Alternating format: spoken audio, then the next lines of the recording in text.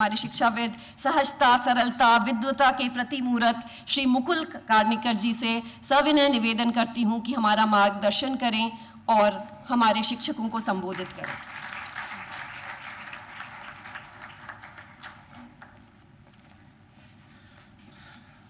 धन्यामः।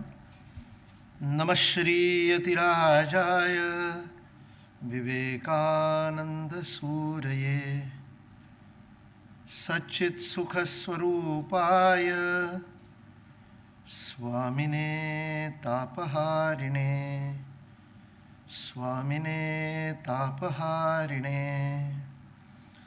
विवेकानंद संस्थान के आदरणीय अध्यक्ष सुरेंद्रनाथ जी वत्स, अभी लगभग 1-1.5 माह पुरानी हमारी मित्रता है, लेकिन ऐसा लगता है कि कई जन्मों की मित्रता है और उनके स्नेह के कारण ही मैं आज यहाँ पर उपस्थित हुआ हूँ। उनके दोनों संस्कारी और समर्थ पुत्र, इस संस्थान के महानिदेशक और हमारे भारतीय शिक्षण मंडल के कार्यकर्तागण देवेंद्र जी, आनंद जी, गणपति जी, यहाँ उपस्थित समस्त नेतृत्व करने वाले विभिन्न संस्थानों का नेतृत्व करने वाले एकेडमिक लीडर्स, शैक्षिक नेतृत्व करने वाले विद्वान, अध्यापक वृंद, भारत माता के प्यारे सपूतों, बहनों और भाइयों, वास्तविकता में यह हम लोगों के लिए ऐतिहासिक क्षण है कि रिसर्च फॉर रिसर्जेंस फाउंडेशन का आज 195वां MOU यहाँ पर साइन हुआ है। विभिन्न शिक्षा संस्थानों के साथ जो विभिन्न MOU हस्ताक्षरित हुए, उसमें आज के नंबर 195 है। हमारे महानिदेशक कहते हैं कि वर्तमान में शोधकर्ताओं का सबसे बड़ा सूत्र बंधन नेटवर्किंग कुछ होगा तो वो RFRF के पास में है। इतने अधिक शिक्षा संस्थान एक साथ, इतने अधिक रिसर्चर, इतने विविध विषयों पे काम करने वाले लोग, मतलब साइंस टेक्नोलॉजी, अभी जो आधुनिक कटिंग एज टेक्नोलॉजी की बात हो रही थी, AI, ML और VLSI, और ये सारी जो फैब के लिए अभी जब भारत सरकार काम कर रही है कि हमारे देश में आत्मनिर्भर भारत बनने के लिए हमारी चिप्स भी भारत में बनने लगे, ये जो सारा विषय चल रहा है, वहाँ से लेकर तो हमारी जो गुरुकुल की शिक्षा पद्धति थी, उस गुरुकुल शिक्षा पद्धति की क्या पेडागॉजी थी जिसके कारण भारत विश्व गुरु था, ऐसी क्या शिक्षण विधि थी, ऐसी क्या ज्ञान रचना की विधि थी, टेक्सोनॉमी थी, ऐसी क्या इपिस्टेमोलॉजी थी, ऐसी क्या ज्ञान का शास्त्र था जिसके कारण भारत विश्व में गुरु के रूप में स्थापित था, उसके ऊपर कार्य करने तक ये रेंज है। इसलिए हम कई बार बताते हुए कहते हैं कि हमारी रेंज क्या है, तो पुष्पक से PSLV तक RFRF काम करता है, और वराह मिहिर से लेकर तो और VLSI तक ये सारा कार्य करने का काम रिसर्च और रिसर्जेंस फाउंडेशन में होता है। आपके इस शैक्षिक संस्थान का जो ध्येय का जो वाक्य यहाँ पर लिखा हुआ है आपके बोध चिन्ह में, आपके लोगों में, योगः कर्मसु कौशलम, जो भारतीय शिक्षण मंडल का ध्येय वाक्य है उसको बहना ने यहाँ पर गाया था। तत्कर्मयन्न बंधाय सा विद्याया विमुक्ते आयासाया परम कर्म विद्यान्या शिल्प नैपुणम।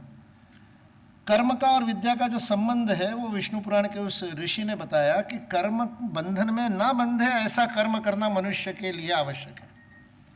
केवल मनुष्य ही ऐसा है जो बिना बंधन में बंधे कर्म कर सकता है। केवल मनुष्य में ही यह क्षमता है, बाकी प्राणियों में नहीं है।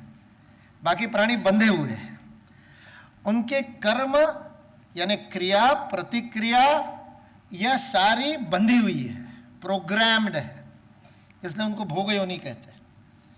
इसलिए उनके अंदर आप नवोन्मेष नहीं मिलेगा, आपको क्रिएटिविटी नहीं मिलेगी। बया बहुत सुंदर घोंसला बनाती है, लेकिन बया का घोंसला अफ्रीका में बने या भारत में बने उसका डिजाइन एक ही होता है, क्योंकि प्रोग्रामिंग वही है उसके पास में कि ऊपर में मोटा होगा, नीचे में उसका छोटा आकार होता जाएगा। आर्किटेक्चर वाले उसके स्पेस के उपयोग के ऊपर काम करते हैं, लेकिन मनुष्य के घोंसले एक जैसे नहीं हो सकते। वो सरकार बांध के देखती है LIG MIG, उसके बाद हम लोग उसको ठीक कर लेते हैं। कुछ ना कुछ विशेषता के बिना हम रह नहीं सकते, क्योंकि कल्पना का और कर्म का स्वातंत्र्य ये मनुष्य का गुण है। इसलिए मनुष्य निर्माणकारी शिक्षा, जिसकी बात स्वामी विवेकानंद बार बार कहते थे मैन मेकिंग एजुकेशन, और वो शब्द प्रयोग करते थे मैन विथ कैपिटल एम, जिसका चरित्र हो ऐसा चरित्रवान व्यक्ति, मैन विथ कैपिटल एम, जिसका एम कैपिटल हो, यानी जो चरित्रवान हो, ऐसे मनुष्य के निर्माण की यदि शिक्षा करनी है तो उसमें ये बहुत महत्वपूर्ण है कि कर्म के स्वातंत्र का उपयोग करने के लिए जिस विवेक की आवश्यकता है वह विवेक छात्रों में जागृत होना चाहिए, और वो ये योगा कर्मसु कौशलम वो है। वो पूरा श्लोक है भगवद गीता का, बुद्धि युक्तो जहातीह उभे सुकृत दुष्कृते तस्मात् योगाय युज्यस्व, तस्मात् अतः इसलिए, हेंस, जैसे हम किसी थ्योरम को प्रूव करने के बाद में लिखते हैं ना, हेंस प्रूव्ड, नीचे 3 बिंदु लिख करके लिखते हैं, वैसे भगवान श्री कृष्ण ने प्रूव करके कहा तस्मात् योगाय युज्यस्व, इसलिए योग करो। योग करो यानी वो हाथ पांव टेढ़े उल्टे सीधे आसन करना, वो वाली बात नहीं की। उसके पहली पंक्ति में लिखा है बुद्धि युक्तो, जब बुद्धि से युक्त होकर के कर्म करोगे, because the result of action does not depend on the action. कर्म का परिणाम कर्म पर निर्भर नहीं करता, उस कर्म के प्रयोजन पर निर्भर करता है, उद्देश्य पर निर्भर करता है, पर्पस पर निर्भर करता है। जैसे मैं हमेशा उदाहरण देता हूं कि एक ही क्रिया है, एक ही एक्शन है कि बंदूक उठाई, निशाना ताना, सामने वाले के छाती पे गोली लगाई, सामने वाले का हृदय खत्म हुआ और व्यक्ति मर गया। यही एक्शन है। एक व्यक्ति को फांसी की सजा होती है, दूसरे को परमवीर चक्र मिलता है। एक्शन तो यही है ना, दूसरे का जीवन लिया, हत्या की, हिंसा की, बंदूक से निशाना लगाया, सामने वाले को मार दिया। इसी एक्शन में दोनों को मिलने वाला फल अलग अलग क्यों है? क्योंकि उस कर्म के पीछे का भाव भिन्न है। इसलिए योगः कर्मसु कौशलम जो कह रहे हैं, वो कह रहे हैं बुद्धि युक्तो, ऐसे बुद्धि से युक्त होकर के कर्म करो कि उभे सुकृत दुष्कृत दोनों से मुक्त हो जाओ। स्वामी विवेकानंद का बहुत सुंदर एक व्याख्यान है जिसका शीर्षक है सीक्रेट ऑफ वर्क, कर्म का रहस्य। लंदन में दिया गया व्याख्यान है, रामकृष्ण मठ ने उसकी छोटी सी पुस्तिका 10 रुपए की छापी। उस व्याख्यान में स्वामी विवेकानंद ये सिद्धांत प्रस्तापित करते हैं और उसमें वो कहते हैं सुकृत और दुष्कृत दोनों से मुक्ति की बात भारत करता है। विश्व का एकमात्र धर्म, संस्कृति, जीवन पद्धति, आचरण पद्धति, उपासना पद्धति जो ये कहती है उभे सुकृत दुष्कृत दोनों से मुक्त होना है, सुकृत से भी और दुष्कृत से भी। क्योंकि स्वामी विवेकानंद कहते हैं बंधन तो बंधन ही है, श्रृंखला तो श्रृंखला ही है, चाहे लोहे की हो चाहे सोने की हो, वो तो बांधेगी ही। तो इसलिए सुकृत है, पुण्य किया है, तो पुण्य करने से उस कर्म का भी फल करना पड़ेगा यदि मैं कर रहा हूं का बोध हो तो, और उस बोध से कर्म करेंगे तो सुकृत में भी फंसेंगे, उसको भी भोगना पड़ेगा। और गलत कार्य करोगे, पाप जिसको कहते हैं दुष्कृत करोगे, यानी गलत उद्देश्य से करोगे, उसको भी भोगना पड़ेगा, दोनों को भोगना पड़ेगा। और मजेदार बात ऐसी है, एकमात्र भारतीय संस्कृति ने इस विज्ञान को समझा है मनुष्य जीवन के, मैन मेकिंग ये है, मनुष्य निर्माण की इस विज्ञान को भारतीय संस्कृति ने केवल समझा है, बाकी दुनिया में नहीं समझा किसी ने। बाकी लोग सोचते हैं 7 दिन पाप करो, एक दिन जाकर के माफी मांग लो तो पाप मिट जाएंगे। भारतीय संस्कृति कहती है ऐसा नहीं है, दोनों का खाता अलग अलग चलता है, ये डेबिट क्रेडिट खाता नहीं है। सुकृत का खाता अलग चलता है और दुष्कृत खाता अलग चलता है, और दोनों को झेलना पड़ता है। और जब तक दोनों बचे रहेंगे तब तक जन्म जन्मांतर की यात्रा में रहोगे। इसलिए मनुष्य के नाते एकमात्र अवसर मिला है मनुष्य जीवन में कि हम इन दोनों से मुक्त हो सके और अपने जीवन को आनंद के साथ कर सके। ये मूल बात है। सरस्वती की प्रार्थना से आपने शुरू किया था, यहां भी प्रार्थना हुई, बाद में वत्स जी ने भी उसी से प्रारंभ किया था। वो सरस्वती का अर्थ ही क्या है? स रसवती, मूल तो रस है, रस होना चाहिए तो विद्या है, बिना रस के विद्या नहीं होती। स रस यानी रस के साथ, स फल यानी फल के साथ। तो लोग कहते हैं सफलता सफलता, मैं कहता हूं सफलता का कोई मतलब चिंता ही मत करो, क्योंकि फल तो मिलना ही है जो आप करोगे उसका, तो सफल तो हो ही जाओगे। फल के साथ तो हो ही जाओगे। समस्या फल की नहीं है, समस्या सार्थकता की है। जीवन सार्थक हुआ कि नहीं, प्रयोजन पूर्ण किया कि नहीं जीवन का, अर्थपूर्ण जीवन था कि नहीं, जिस पर्पस के लिए जन्म लिया है उस पर्पस को पूर्ण किया कि नहीं, पूछा भी क्या स्वयं को, उस पर्पस के बारे में कभी प्रश्न भी पूछा क्या कि मैं कौन हूं, किस लिए पैदा हुआ, क्या मेरे जीवन का लक्ष्य है, क्या करने के लिए मैंने जन्म लिया है। यदि ये प्रश्न ही नहीं पूछा तो जीवन में जो कर्म करेंगे उसका कोई परिणाम नहीं मिलेगा, फल मिलेगा। इसलिए आयास आया अपरम कर्म, केवल परिश्रम होगा, अनप्रोडक्टिव वर्क, गड्ढा खोदा गड्ढा भर दिया, सारा जीवन निकल गया, लेकिन परिणाम कुछ नहीं मिला, क्योंकि सार्थकता जीवन की नहीं समझी। इसलिए विद्या का मूल है इस अर्थ को समझना, जो योग कर्म सुकौशलम हमको समझाता है। कुशलता जो है, कर्म में कुशलता क्या है, कर्म में कुशलता यह है कि कर्म को ऐसा करो कि दोनों में ना बंधे, उभे सुकृत दुष्कृते जहाती, जला देता है, समाप्त कर देता है, ऐसा कर्म करो। ऐसे कर्म करने वाले मनुष्य निर्माण के लिए आपका यह संस्थान 22 वर्ष पूर्व स्थापन होगा, और वो प्रयत्न आप लोग कर रहे हैं और आप लोग भी कर रहे हैं।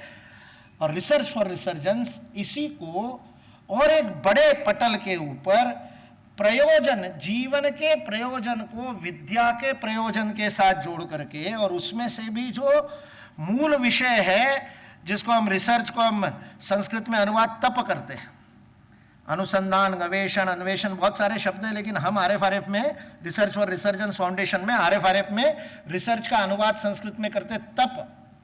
तप करने वाले तपस्वियों का निर्माण करने के लिए RFRF की स्थापना हुई है।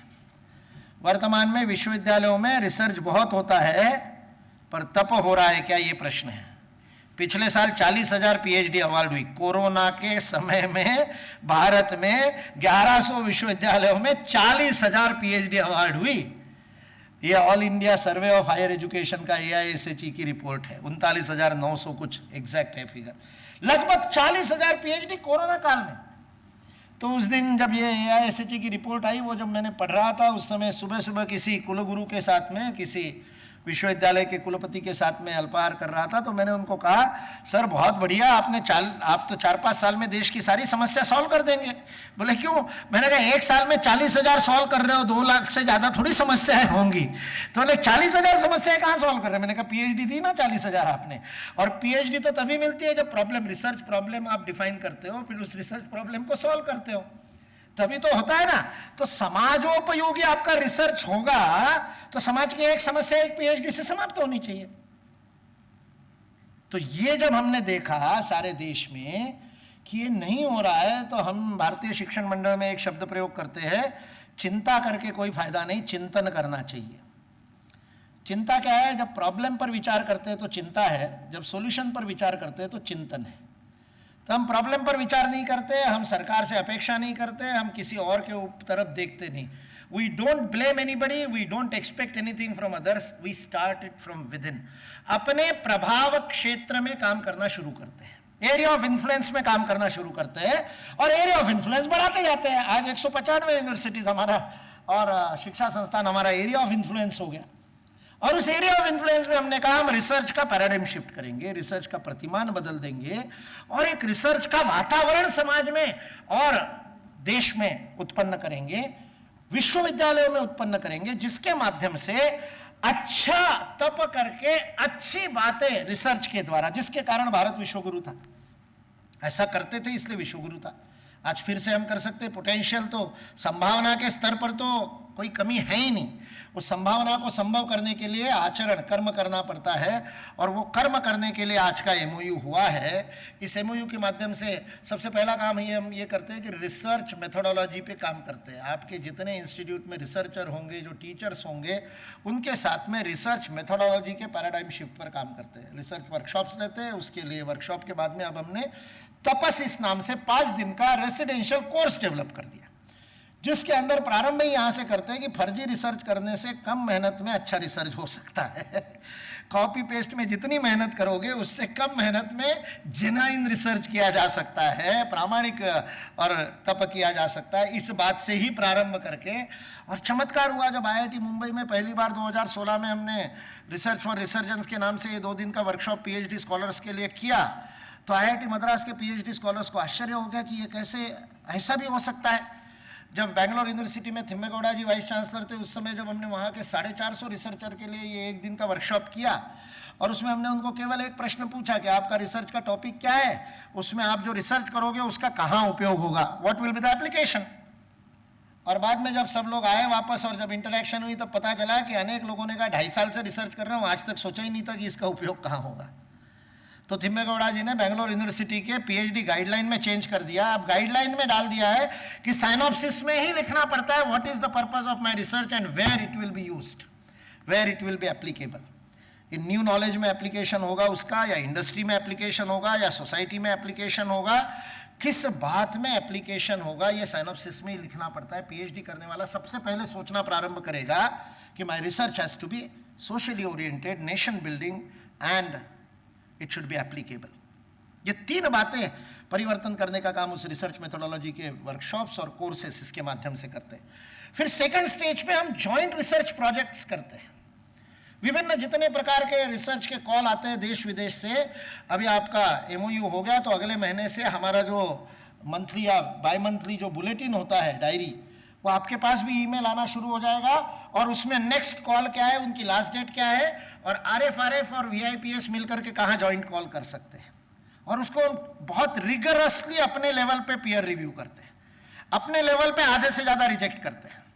जिस समय DST को, DBT को या कहीं पर भी ICSSR को RFRF के साथ प्रोजेक्ट जाना है तो वह ऐसा ही होगा कि जो उसके स्टैंडर्ड का होगा, कुछ ना कुछ करेगा। ये दूसरे स्टेज में करते हैं। तीसरे स्टेज में मिशन मोड प्रोजेक्ट, 100 यूनिवर्सिटी मिलकर के एक काम करेगी किसी एक बहुत महत्वपूर्ण विषय को लेकर के, जैसे एग्रीकल्चर को लेकर के अभी हम काम कर रहे हैं। पोस्ट हार्वेस्ट जो लॉसेस होते हैं, मतलब आज हमने स्वतंत्रता के बाद में 70-75 वर्षों में भारत में उपज, अनाज की उपज 6 गुना बढ़ गई, लेकिन वेस्टेज इतना होता है 18% वेस्टेज, ये एक अनुमान है। उसको कैसे रोका जाए, उसके लिए क्या किया जाए, तो उसमें मैनेजमेंट के लोग, इकोनॉमिक्स के लोग, एग्रीकल्चर के लोग, स्टोरेज, कोल्ड स्टोरेज के लिए टेक्नोलॉजी वाले लोग, इन सबको लेकर के, इवन जो कंप्यूटराइज्ड ऐप बनाने वाले लोग, इन सबको साथ में मिलाकर के एक मिशन मोड प्रोजेक्ट हाथ में लिया कि छोटे छोटे स्तरों पर डिसेंट्रलाइज स्टोरेजेस कैसे हो सकते हैं। एक बड़ा कोल्ड स्टोरेज बनाने में तो करोड़ों रुपए लगते हैं, लेकिन यहाँ एक किसान के लिए स्टोरेज की कुछ व्यवस्था कर सकते हैं क्या, 15-20 हज़ार में वो किसान अपनी ही स्टोरेज कर सके, तो उसके लिए इनोवेटर्स के साथ बात करना। तो एक मिशन, अनेक ऐसे मिशन मोड प्रोजेक्ट पे काम करते हैं। That is the third stage जिसमें हम मिशन मोड प्रोजेक्ट, अभी एक बहुत बड़ा मिशन मोड प्रोजेक्ट हमने पूरे देश में हाथ में लिया, उसका नाम है नदी को जानो। जब जल शक्ति मंत्रालय को हमने पूछा कि भारत में कितनी नदियाँ है, आपके पास डेटा होना चाहिए, जल शक्ति मंत्रालय है, तो पता चला भारत सरकार के पास में नदियों का डेटा ही नहीं है। पता ही नहीं है भारत में कितनी नदियाँ हैं, कहाँ से निकलती है, कहाँ जाती है, कोई डेटा नहीं। बिना डेटा के पॉलिसी कैसे बनेगी। हमने राज्य सरकारों से पता किया, उन्होंने कहा इरिगेशन डिपार्टमेंट के पास, इरिगेशन डिपार्टमेंट कहता है रेवेन्यू के पास होगा, रेवेन्यू वाला कहता है और किसी के पास होगा, जनरल एडमिनिस्ट्रेशन के पास होगा, किसी के पास नहीं है। फिर हमने कहा चिंता नहीं करनी, चिंतन करना। वो मंत्री जी को जब मैंने ये बताया, गजेंद्र सिंह जी जो मंत्री है, जल शक्ति मंत्री, तो उन्होंने सेक्रेटरी को कहा, तो सेक्रेटरी एक प्रोजेक्ट बना देते। तो मैंने हाथ जोड़ करके कहा प्रोजेक्ट मत बनाओ, आप 400-500 करोड़ का प्रोजेक्ट बना दोगे, होगा कुछ नहीं। तो बोले फिर, मैंने कहा हम डाटा कलेक्ट करके देते हैं। हमने हमारे इस पूरे नेटवर्क का उपयोग करके नदी को जानो नाम से अभियान प्रारंभ किया, और पिछले और नवंबर महीने से वो अभियान प्रारंभ हुआ, 31 मार्च तक उसके अंदर रजिस्ट्रेशन होने थे, और अब वो डाटा कलेक्शन कर रहे विद्यार्थी 1,38,000 विद्यार्थियों ने रजिस्टर किया, और वो अब डाटा कलेक्ट करके भेज रहे। 25-30 हज़ार विद्यार्थियों ने अपने घर के पास की किसी नदी का डाटा, उनको 10-12 सिंपल प्रश्न दिए हैं। जियोलॉजिकल प्रश्न, कहाँ से उगम होता है, कहाँ जाती है, 12माही है या केवल सीजनल है, ऐसे जियोलॉजिकल प्रश्न। फिर उसके बाद में कल्चरल प्रश्न, उसके कई नाम होंगे तो कोई पुराणों में कुछ होगा रेफरेंस, तो कुछ उसके किनारे पर कोई तीर्थ स्थल होंगे, तो कुछ उत्सव होते होंगे, तो वो उसका सांस्कृतिक पक्ष, उसका सामाजिक पक्ष, और चौथा उसका एनवायरमेंटल पक्ष, उसमें पोल्यूटेंट क्या है, मेन क्या पोल्यूशन है। ऐसे 4-5 बातों को लेकर के 10-12 प्रश्न उस ऐप में उनको डालने हैं, और 3 GPS वाले फोटो डालने हैं, खुद जाकर के वहां पर उनको लेकर के। ये सिंपल सा काम 1,38,000 बच्चों ने पूरे भारत में किया। अब उसमें से मान लो आधे भी 60-70 हज़ार लोग भी डाटा कलेक्ट कर दे तो कितना बड़ा डेटा कलेक्शन, बिग डेटा हमारे पास में कलेक्ट हो जाएगा। ये RFRF का ये काम है। मिशन मोड प्रोजेक्ट ये। हम हमारे नेटवर्क का राष्ट्र निर्माण के लिए, और केवल राष्ट्र निर्माण नहीं, परसों किसी अधिकारी ने भोपाल में मेरे को पूछा कि भारतीय शिक्षण मंडल को क्यों लगा दिया नदी को जानो में आपने। मैंने कहा क्योंकि भारतीय शिक्षण मंडल मानता है कि शिक्षा यह अनुभवकारी होनी चाहिए, विद्या बिना अनुभव के नहीं हो सकती। वो सरस्वती का जो रस है, सरस, और बाद में वती भी, भाग्यवान भाग्यवती, धनवान धनवती, वैसे सरसवती, यानी प्रोसेस, प्रक्रिया और परिणाम, प्रोसेस एंड रिजल्ट, दोनों में रस हो, उसको सरस्वती की उपासना कहते हैं। इसलिए आपको यदि विद्यालय में आनंद आता हो तो आपके विद्यालय में सरस्वती की उपासना हो रही, तो आपका ज्ञान बढ़ रहा है। तो हमने कहा कि बिना अनुभूति के आनंद नहीं मिलता है, इसलिए वो विद्यार्थी नदी के पास जाकर के नदी पे काम करेगा, ये उसका रियल ज्योग्राफी का और शिक्षण है। इसलिए हम भारतीय शिक्षण मंडल को, मतलब केवल देश के लिए डेटा कलेक्ट हो जाएगा ये स्वार्थ नहीं है, उसमें बहुत बड़ी दृष्टि है कि ये 1 लाख बच्चे यदि नदी के साथ जुड़ गए अपने जीवन में, तो अपने जीवन में वो तो कम से कम पोल्यूशन कम से कम करेंगे या नहीं करेंगे। और जब तक समाज नहीं जुड़ेगा तब तक नदी नहीं बच सकती। सरकार नदी को नहीं बचा सकता, नदी को समाज ही बचा सकता है। तो ये ऐसा एक काम, ऐसे अनेक काम है। कुल मिलाकर के ऐसे एक बहुत बड़े नेटवर्क के साथ, ऐसे एक बहुत बड़े राष्ट्र के लिए, मानवता के लिए तप करने वाले एक बहुत बड़े अभियान के साथ आज VIPS जुड़ा है। इसलिए आप सब लोगों को, इसलिए ये सौभाग्य का क्षण इसलिए सब लोग कह रहे हैं, और इसलिए आप सब लोग उसमें सक्रिय रूप से जुड़े। केवल हमारे MOU साइन करने से कुछ नहीं होगा, काम तो आपको करना है। साइन हमने किया है, काम आपको करना है। जो साइन करने वाले वो काम नहीं करने वाले, काम तो आप लोग करोगे। आप लोगों का रिसर्च बदलेगा, आप लोगों की रिसर्च की स्टाइल बदलेगी, पैराडाइम बदलेगा। आपके जो नवनवीन आपके मन में परिकल्पनाएं होंगी, आइडियाज होंगी, उन आइडियाज को मंच प्रदान करेंगे, उसके लिए मंच मिलेगा, आपके मन में होगा। मैं हमेशा कहता हूं कि कल्पना के लिए कोई मर्यादा नहीं होती, even sky is not the limit, क्योंकि अंतरिक्ष में पहुंचते कहते हैं स्काई इज द लिमिट होता। इसलिए पर्पस बदलने की आवश्यकता है, रिसर्च के पर्पस को बदलने के लिए यह अभियान है, रिसर्च फॉर रिसर्जेंस।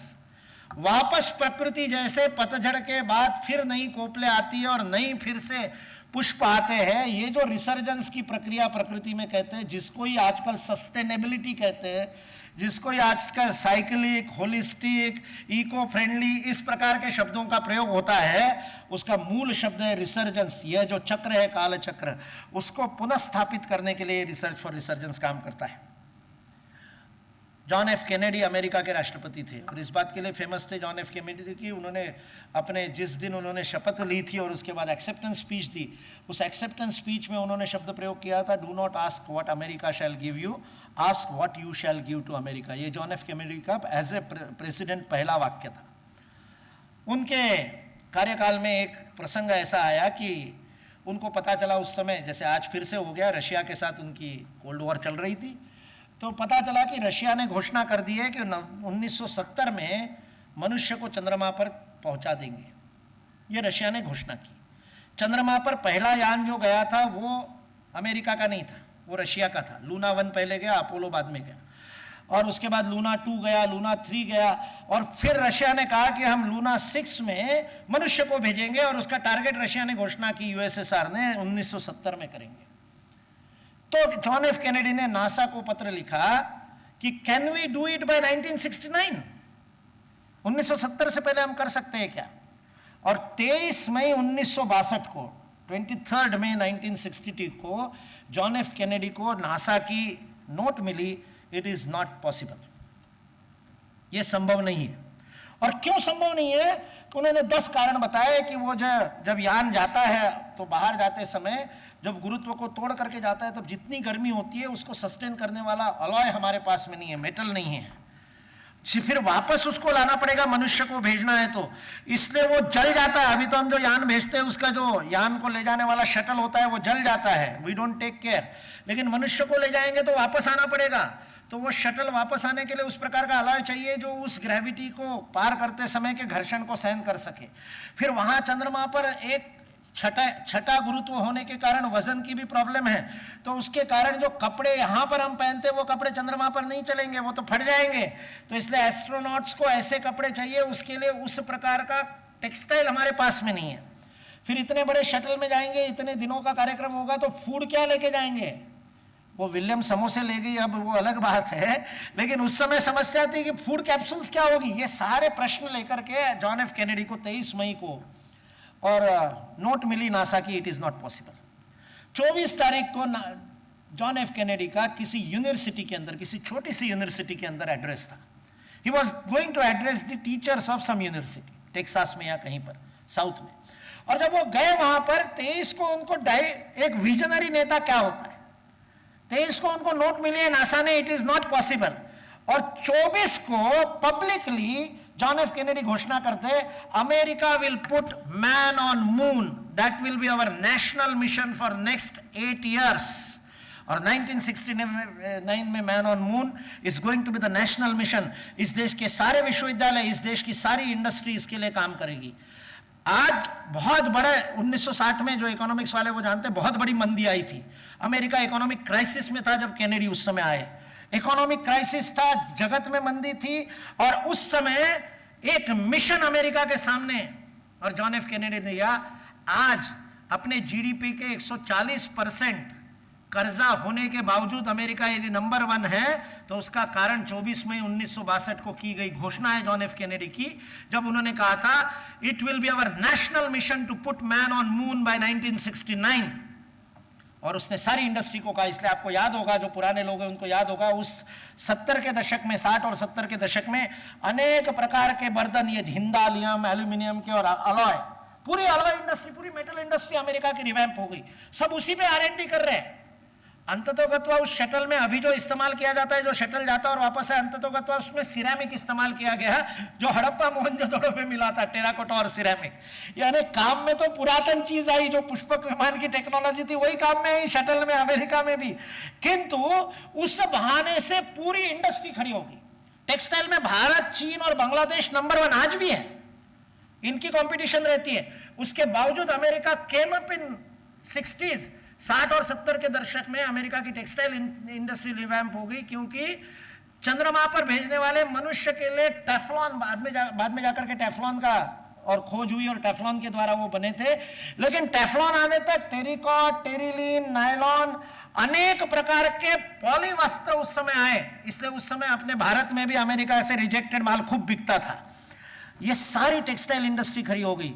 एक मिशन लेकर के जब राष्ट्र काम करता है तब उसका विकास होता है। आज इतना कर्जा, आज अमेरिका की जीडीपी है वो 23 खरब डॉलर की जीडीपी है, 23 ट्रिलियन डॉलर्स की जीडीपी है अमेरिका की। और अमेरिका के ऊपर कल मैंने देखा था तो 30 खरब डॉलर का कर्जा है, 30 ट्रिलियन डॉलर का कर्जा है। 23 ट्रिलियन डॉलर के जीडीपी पे 30 ट्रिलियन, 148% ऑफ द जीडीपी। आप कल्पना कीजिए, मैं मजाक में कहता हूं, माल्या से बड़ा दिवालिया कोई होगा तो अमेरिका है। माल्या का तो 9,000 करोड़ का कर्जा है, 13,000 करोड़ की संपत्ति ईडी ने जब्त कर ली है। तो संपत्ति ज्यादा है, कर्जा कम है। यहां तो संपत्ति के 150 गुना कर्जा लेकर के अमेरिका बैठा है। उसके बावजूद अमेरिका आज नंबर 1 कोई होगा तो वो ज्ञान के कारण है, पेटेंट्स के मामले में नंबर है। विश्व का सबसे अच्छा ब्रेन वो अट्रैक्ट करता है। आप में से अनेक लोगों को सपना होगा, भारत माता की सेवा का सपना नहीं होता हमारे युवाओं को। हमारे युवाओं को सपना होता है पहला अवसर मिले और जाकर के अमेरिका बाप की सेवा करें। क्यों? क्योंकि वहां पर बेस्ट ब्रेन को अट्रैक्ट करने का काम उन्होंने किया। कैसे? इस मिशन मोड प्रोजेक्ट से। RFRF का यह स्वप्न है कि ऐसा मिशन भारत के युवाओं के बीच में आए कि भारत को हम आत्मनिर्भर बना करके दिखाएंगे, और भारत वह काम कर सकता है जो विश्व में कोई भी देश कर सकता है, और उसमें मैं अपने जीवन का त्याग करूंगा और अपना जीवन लगाऊंगा। ऐसे कहने वाले युवाओं की फौज तैयार करने का काम RFRF कर रहा है। ऐसे शोधकर्ताओं की, ऐसे बौद्धिक योद्धाओं की, इंटेलेक्चुअल वॉरियर्स की फौज। अग्निवीर और अग्निपथ तो चाहिए सुरक्षा के लिए, सीमाओं की सुरक्षा के लिए, किंतु देश को यदि $5 ट्रिलियन इकोनॉमी बनाना है, $10 ट्रिलियन इकोनॉमी बनाना है, या देश की समस्त समस्याओं का समाधान करना है, तो उसके लिए हमारे युवाओं को बौद्धिक योद्धा बनना पड़ेगा। इसलिए ऐसे बौद्धिक योद्धा बनाने का आह्वान आप लोगों से करते हुए मैं अपनी वाणी को विराम देता हूं। जय हिंद, जय भारत।